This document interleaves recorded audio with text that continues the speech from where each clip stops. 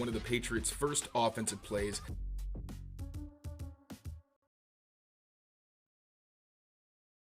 On everyone, Mike Kadlick, Tayler Kyles here for CLNS Media inside of Gillette Stadium, outside of the practice field, as where the Patriots just wrapped up day 6 of their 2025 training camp. So we are here to take you through all of it, injuries, attendance, and a bunch of observations from today's second padded practice of the summer. A reminder, we're powered by Prize Picks. Head over there, use code CLNS to get $50 instantly after you play your first $5 lineup. We'll talk about that more in the mid-roll of this show. But first, Taylor, a lot of news, again, on attendance and injuries. First and foremost, Christian Gonzalez not out here today, along with his cornerback counterpart Carlton Davis, linebacker Jelani Tavai, and defensive tackle Joshua Farmer. No Brock Lampy out here either. That's one to watch, considering there's some roster movements that will be going on, so we'll see what happens there. But Austin Hooper returns from the PUP list, so he was out there and added some more depth to that tight end room. But the big one here, like we mentioned, Christian Gonzalez not here. Did come out in street clothes, was signing autographs with fans, had a sleeve on his leg, and according to NFL insider Jordan Schultz, he should be okay for week 1. So some promising stuff there, but overall, your thoughts on the injuries that happened, we'll talk about the injuries that happened in practice in a second, but just your thoughts on the attendance, specifically on Christian Gonzalez. Yeah, so Karen Garegian also mentioned that it's a day-to-day situation for Gonzalez, so we don't know exactly when he'll be back, but obviously positive to know that it shouldn't affect his week 1 status. Then just addressing what kind of happened after that, it was another day where you don't have 2 of your starting corners, so it was a lot of Marcus Jones, of course.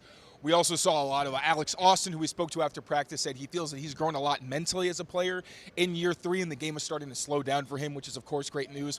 But we also had some opportunities for DJ James, a guy who made a couple of pass breakups early in practice when they were going through some low red zone work. It was just wide receivers against defensive backs. So DJ James has gotten his hands on a few passes. Earlier on in the program, I thought he was more opportunistic. Well, there's nothing wrong with that. Like, if you have an opportunity to make a play on the ball, you absolutely should. But now it's becoming a theme. So DJ James just continues to stack positive days. Really good to see from him. And then we saw a little bit more of Miles Battle as well. Yeah, DJ James becoming one of the winners of this summer, not only performing well sort of with that second, third team units, but also actually coming into play with some of the first team guys as well, with the trickle down with Carlton Davis and Christian Gonzalez. Also a lot of Marcellus style. I don't know why that keeps slipping my mind, because like they were kind of coming out in groups. Marcellus style rotates in with both. But yeah, also a decent amount of reps for Marcellus style, who I believe spent time in the slot.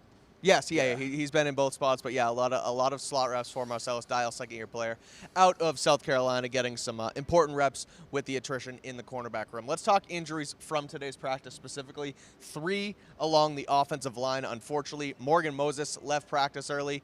Yasir Durant, the backup left tackle, left early as well, and then Garrett Bradbury looked like he got rolled up on in a run drill where he was out. He came out, and then Jared Wilson came in to take his place. We'll talk about Jared Wilson in a second, but your thoughts on an offensive line room that, while they've looked pretty good through the first 2 days of pads, which is something we haven't seen in the last couple of years, they're starting to hit with the injury bug here right now. Nothing serious, nothing to be alarmed about, but 3 guys leaving in practice on only the second day of pads is a little bit of a cause for concern, so we'll see what happens with it. But yeah, I wasn't sure what happened to Morgan Moses, but at one point you saw that it was only DeMontre Jacobs at right tackle for the starting offense.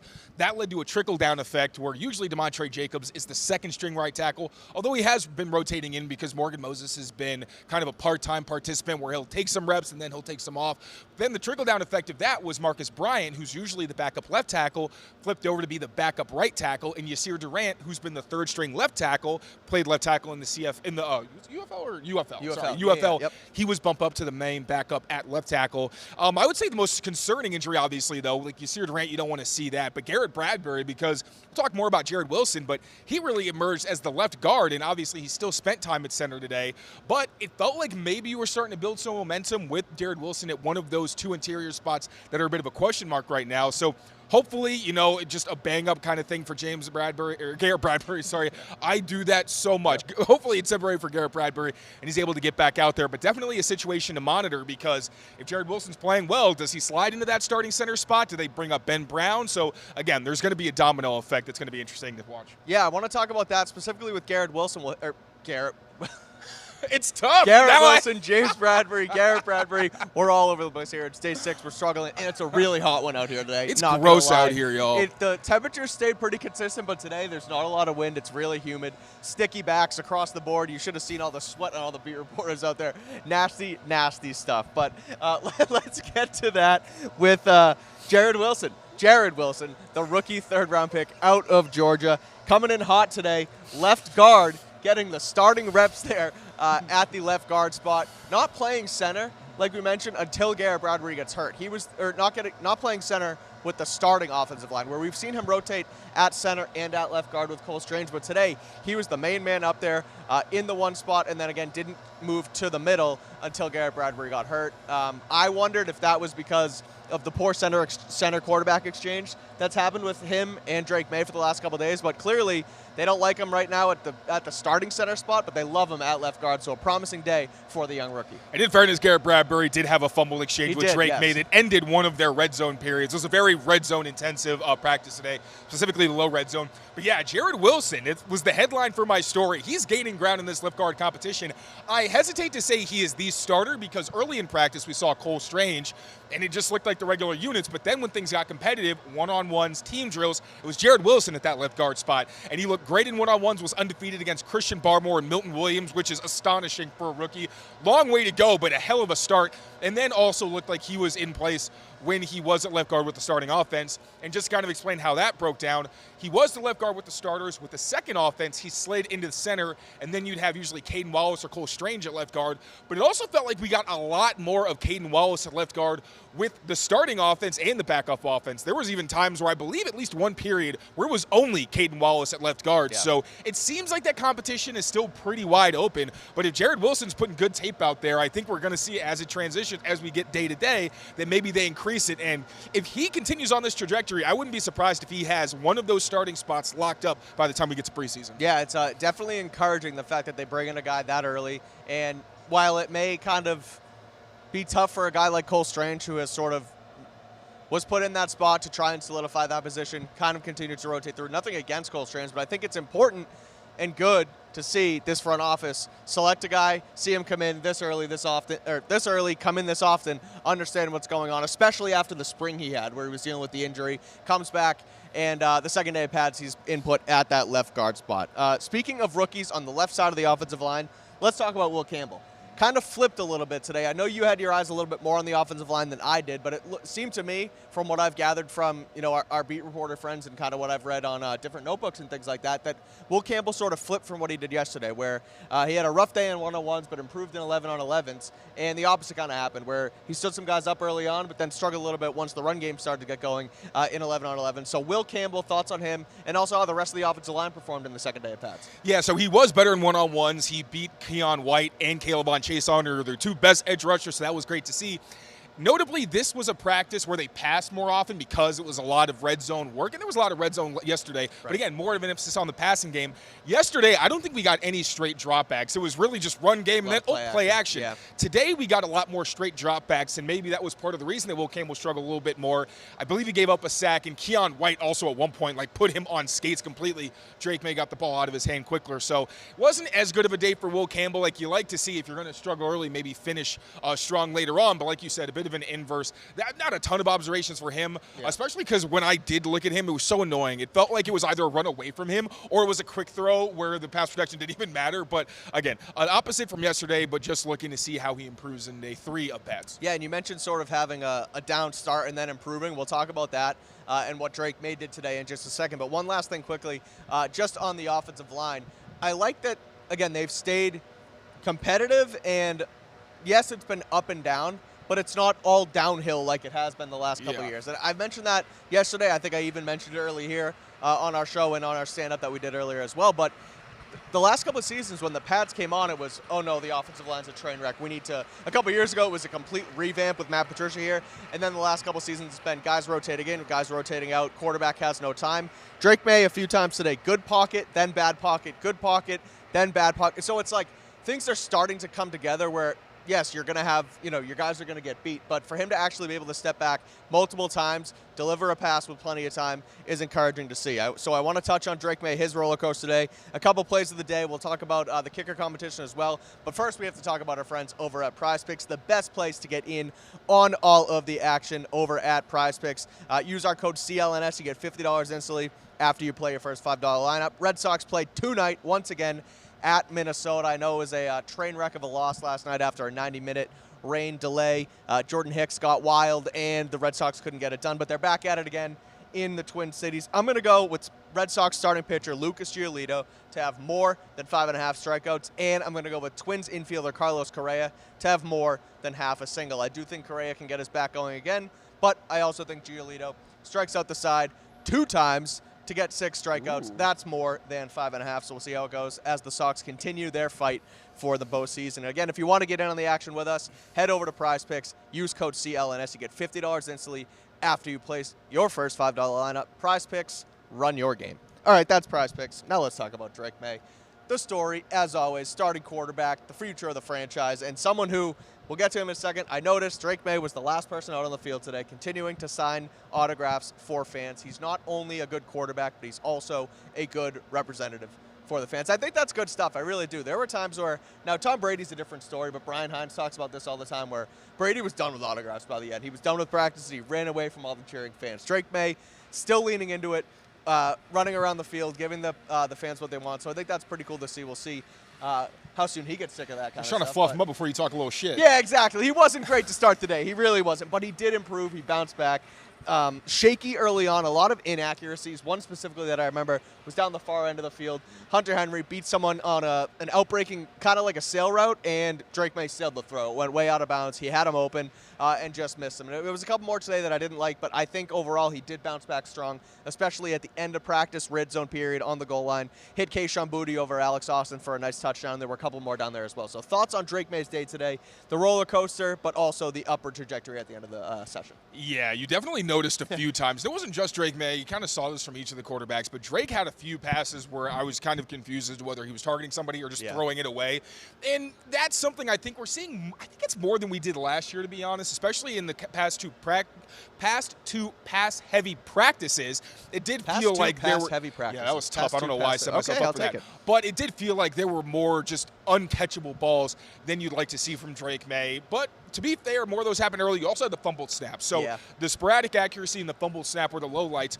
But still, the biggest thing I see from Drake Maye is he does not put the ball in harm's way. Still has yet to throw an interception in the summer. I don't think he threw many, if any, back in the spring. So that's continued to be a theme of his game. And also, while there were the up and downs, it still was Drake Maye, where he tends to finish strong and also had some dimes. Like he missed Kyle Williams wide open on a deep throw early. Found him a few plays later for a touchdown on a beauty. Dropped it in the bucket to Stephon Diggs a couple of times. There's one to Kayshon Boutte. So I think Drake Maye does some of his best work in the red zone. Also, what I love to see, I can't get into the specifics of what the concepts were because I'm going to get myself in trouble. And oh boy, do I want to talk about it. Make sure you watch our video on CLNS Media, or I'm sorry, Patriots Press Pass for the QB run breakdown. You're going to see some of it, but we did start to see more of that. Joshua Dobbs also told us that Josh McDaniels wants to be able to exploit Drake Maye's athleticism, especially once they get into scoring territory and they can smell that they're probably going to get past the end line. So yeah, Drake Maye's starting to actually carry the ball. I really like the plays we saw. Again, I'm not getting excited, folks. I'm not going to get myself in trouble, but it was really nice to see that Drake Maye's athleticism is finally being maximized, especially when you get down in the money zone. Yeah, hearing from Josh Dobbs was nice too. Just hearing about what Josh McDaniels has been able to bring to this offense. He said they come in every day, and Josh asked him, "Do you love football today? Do you love football today?" So you got to love Josh McDaniels. I feel like he went to I don't know, some kind of meditation retreat or whatever. Like he feels very took off all that weight too. Yeah, he's good for you. Looking very good. Good for you, Josh. Good I know you're watching, so of course. Good stuff, Josh. But no, we'll see what happens with the offense. Josh McDaniels, Drake Maye, but overall. Good vibes in the room, and that's what Josh Dobbs said as well. They like the quarterback room that they're in with himself, Drake Maye, and then Ben Woolridge as well. The thing about Drake Maye, you mentioned it a little bit there with the no turnovers. Remember we were here over the spring, and he had that 4 turnover day. He threw 4 interceptions. Everyone made a big deal out of it. We probably did too. No, I remember I specifically didn't because I was like, the 4 looks bad, but only one of them where I was like, that was a really bad decision. And then there were some funky circumstances around the offense. Well, not even those funky circumstances aren't even happening now. He's not putting the ball in harm's way. He's running. He's remaining a thrower. We saw that in the Forge and Foxboro clip with Mike Vrabel kind of saying, always keep your eyes downfield and then run when you finally have to. So good stuff from Maye, protecting the football. Again, sporadic with the accuracy, but that's something where last season we saw that early from him too. He dialed in his footwork and ended up being a really accurate passer down the stretch. So not terribly worried there yet, but we'll keep an eye on Drake Maye as these practices continued. A couple more notes. Javon Baker, I thought, had the play of the day. Fade route from Joshua Dobbs. He completely mossed Marcellus style. Took it right off of his helmet. And Didn't do a ton of Javon Baker celebrating after. I think he gave a look to the There was something that stands. happened a few plays later, though. What was that? What did I miss? So Javon did catch Tell the the story. touchdown, which, again, it looks like it's what you hope to see from Javon. Because Yeah. he has an explosiveness that they don't really have other than maybe pop. And you definitely saw it by him jumping over and getting it over Dial's head from Joshua Nasty Dobbs. catch. But a few plays later, he wound up lining up incorrectly, and they wound up having to burn a timeout Oh, I and blowing missed the play dead. So Up and down from Javon. yeah, like kind of what you'd expect, unfortunately, and that's been the theme for Javon. Yeah. And I will say there was that one day that we kind of hyped up. I don't remember him having a distinctly bad play that day, but a theme has kind of been, yeah, Javon may do something positive, but then it just feels like something soon after where it kind of pulls you back to reality, and it's like, oh, this is the issue. You need to be more consistent. So I think we're all rooting for Javon Baker. Like, Yeah. the highlights are awesome to watch, but you also need to make sure you're locked in and being where you're expected to be. Last year, that's what Alex Van Pelt said when we asked, like, why isn't Javon playing more? You need to be trusted to be where you're supposed to be, run the right route, execute your assignment, all those things. So a step in the right direction, but then a bit of a step back as well. There was one play down in the goal line that I saw from both the offense and the defense, and you saw some good on both sides. It ended up becoming a PBU, but Drake Maye drops back. He has a nice, clean pocket, is able to go through his progressions. He finds Pop Douglas running across the end zone line, tries to feed him the ball. Not a bad throw. So that execution worked out. And then Jabril Peppers comes in, breaks the pass up. I just thought that was like it looked like a real football play through and through, where you saw some good and some bad on the offense, but ultimately Peppers makes a play on the goal line and breaks it up. So just promising stuff here from the Patriots, I think, in general, what we haven't really had the last couple seasons. The offense looks like it's going to start clicking. The defense, although they're dealing with the injuries to the cornerback room, sounds like things are going to be pretty okay there. So overall, another up and down, but ultimately I would say a positive day for the Patriots here on day 6. One last thing on the special teams. Andres Borregales comes in after taking no reps yesterday. They gave it to John Parker Roma yesterday. Borregales comes in today, goes 6 for 6. I said it was a little shaky 6 for 6. I thought that some of the kicks were just kind of up there, wobbling in, but they all go through. Ultimately good stuff. So it looks like that is a kicker competition that is really neck and neck right now. I would probably give the hand up to Borregales just because they drafted him this past season, and Parker Roma's been around for a little while here, but any more thoughts on the day in general? That's the special teams update, but any other overarching thoughts before we get out of here, Taylor? Getting through my notes just to empty out what I got online. Marcus Epps did blow up a bubble screen to Demario Douglas. That was pretty impressive. Also, with no Brock Lampy, we saw Jack Westover when the team did use a fullback. So I swear, I'm filing a grievance if Brock Lampy was cut. I will be very upset. I need a fullback on this roster, but we've seen Josh McDaniels when he doesn't have a traditional fullback, he finds a way. We've seen Landon Roberts do it. We saw, I think it was Eric Tomlinson do it like that one year he was here. So they'll figure it out. But man, that was disappointing to not see Brock Lampy out there. Ending on a negative note, I'm so sorry. Do you have anything positive? The positive is that we have good day from Josh Dobbs, actually. a Very good day for Joshua Dobbs, Dobbs. who has been as good of. I think he's the perfect backup quarterback, where he's a super genius. He's the rocket scientist. He can go out there and he can win a game for you, but he's not going to come in and be your starter or really challenge you to win that job because he is kind of sporadic, but seems like a good guy in the room. I mentioned He's we good spoke people, to him. He's yeah. good people, so someone good to learn from Drake Maye, where Drake Maye's clear starter, Josh Dobbs clearly the backup, and we'll go from there. But I think that's it for our Day 6 recap. We'll be back tomorrow on Wednesday, Day 7. TBD on if they're in full pads just yet, but we'll hear from Mike Vrabel in the morning. Be back down here for the session, and then break it all down right here once again on Patriots Press Pass. So make sure you keep it here, rate, review, and subscribe to the channel. We have a ton of other content coming out. Greg Bedard just recorded his stand-up. Andrew Callahan's 2 minutes early on. Alex and Brian have Pat Speak coming up in just over a half hour, 4 o'clock here on the channel. So keep it locked in for the best Patriots digital content in the universe. Take care of yourselves. Take care of each other. We'll be back tomorrow. See you next time. Peace out, everyone.